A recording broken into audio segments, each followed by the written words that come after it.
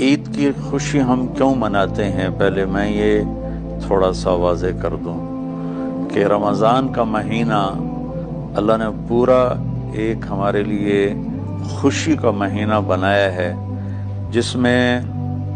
اللہ کی جنت کے دروازے کھول دیے جاتے ہیں، جہنم کے بند کر دیے جاتے ہیں، شیطان قید کر دیے جاتے ہیں، جنت کو روزانہ سجایا جاتا ہے، اللہ کا عرش پہلے آسمان پہ آ جاتا ہے، اللہ کی طرف سے اعلان ہو رہا ہوتا ہے، کوئی بخشش چاہنے والا، کوئی حاجت مانگنے والا، فرض 70 فرضوں کے برابر ہو جاتا ہے اور نفل فرض کے برابر ہو جاتا ہے، اور نفل اور فرض کا فرق اتنا بڑا ہے کہ قیامت تک 2 رکعت نفل پڑھتا رہے تو فرض رکعت کے ایک سجدے کے برابر نہیں۔ اور اس میں جو مر جاتے ہیں اہل ایمان، ان کا حساب نہیں ہوتا، ان کو قبر میں منکر نکیر نہیں آتے، اللہ تعالیٰ ان کو معاف فرما دیتا ہے۔ اس طرح 29 دن رات یہ سلسلہ چلتا ہے،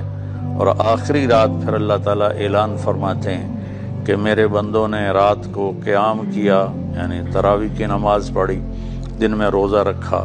تو میں نے اس پر ان سب کی بخشش فرما دی۔ تو اس خوشی میں پھر ہم سب مل کر اللہ کی بارگاہ میں شکرانے کے